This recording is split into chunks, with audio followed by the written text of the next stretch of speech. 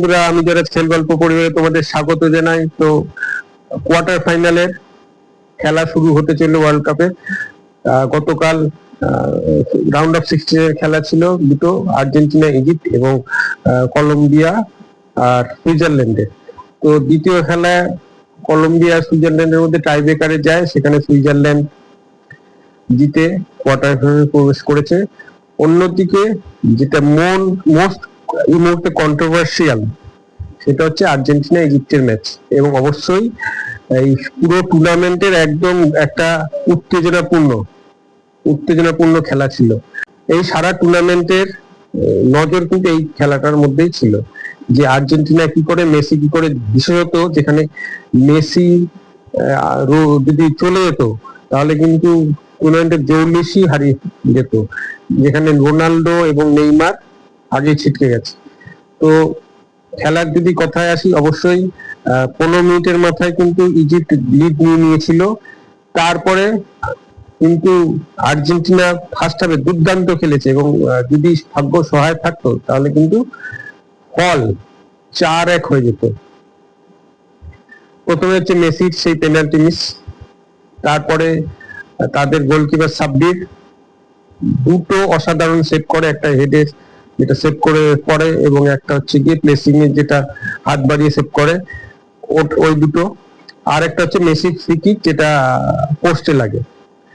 তো প্রথম half Egypt 1-0 এগিয়ে থেকে শেষ করে দ্বিতীয় হাফে যখন খেলা শুরু হয়, আর্জেন্টিনা আরো মরিয়া হয়ে ওঠে এবং গোল করে ক্ষমতায় ফেরার চেষ্টা করে। সেই মতো কিন্তু অ্যাটাকিং ফুটবল খেলতে থাকে এবং ইজিপ্ট যেটা করছিল সেটা হচ্ছে তারা ডিফেন্সকে আঁটোসাঁটো রেখে কাউন্টার অ্যাটাক দিয়ে যদি আরেকটা গোল তুলে নিতে পারে সেরকম একটা চেষ্টা করছিল। এবং এরই মধ্যে কিন্তু ইজিপ্ট দ্বিতীয় গোল পেয়ে গেছিল, কিন্তু ভারের সিস্টেমের দরুন সেই গোলকে নাকচ করে দেওয়া হয়। এটার মধ্যেও অনেক বিতর্ক রয়েছে।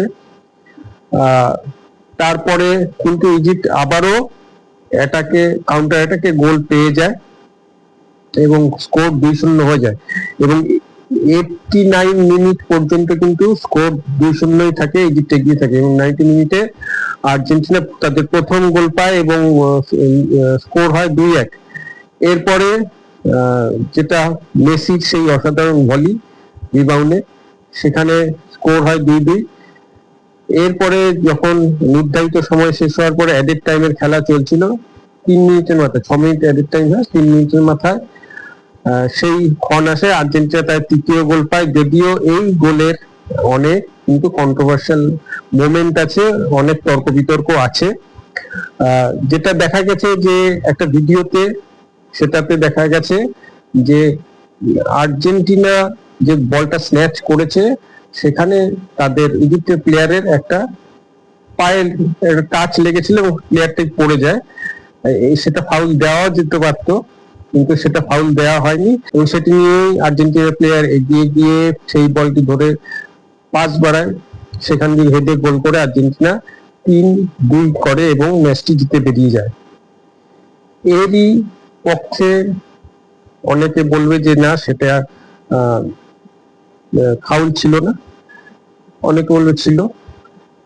এবার আসি ইজিপ্টের যে কোচ হোসাম হাসান, তিনি বলেছেন তাদের প্রেস কনফারেন্সে আফটার ম্যাচ যে দিনে দুপুরে তাদের ম্যাচটিকে রবারি করা হয়েছে, ছিনিয়ে নেওয়া হয়েছে তাদের হাত থেকে। আর্জেন্টিনাকে ফিফা নিজের থেকেই ইচ্ছা করেই জিতিয়ে দেওয়া হয়েছে আর্জেন্টিনাকে। তারা ন্যায্য যে সালাকে একটা ফাউল করেছে, এই ফাউলটা পায়নি, পেনাল্টি পায়নি। তারপরে তাদের ন্যায্য সেকেন্ড গোলটা কি কারণে বাদ দেওয়া হয়েছে তারা বুঝতে পারছে না। এবং আর্জেন্টিনা যে থার্ড গোলটি করেছে তাতেও তাদের ফাউল ছিল, সেটা ভারে চেক করা হয়নি এবং তার ফলে গোলটিও বাতিল হয়নি। এবং তিনি আরো বলেছেন যে ফিফা চাইছে বিপণন বাড়াতে। যদি আর্জেন্টিনা বা মেসি ওয়ার্ল্ড কাপ থেকে আউট হয়ে যায় তাহলে তাদের বিপণন থেকে ইনকাম অনেক কমে যাবে। সেই কারণে আর্জেন্টিনাকে টিকিয়ে রাখার জন্য, ওয়ার্ল্ড কাপের জন্য ধরে রাখার জন্য তাদেরকে ইচ্ছা করে হারিয়ে দেওয়া হয় এবং আর্জেন্টিনাকে জিতিয়ে দেওয়া হয়।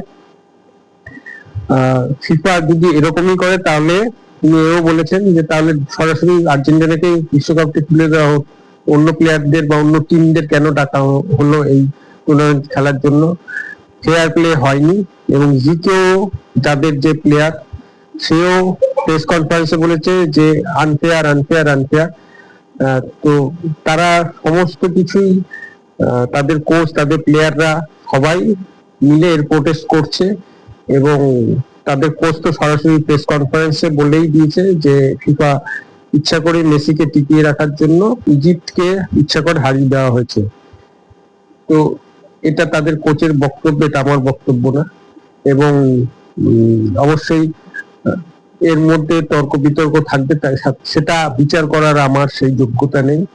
কিন্তু হ্যাঁ, আমার খালি চোখে দেখে বা যেটা বারবার করে ভিডিওটা দেখলাম, যে মেবি সেটা 50-50 চান্স দিতেও পারে, দিতেও নাও পারে।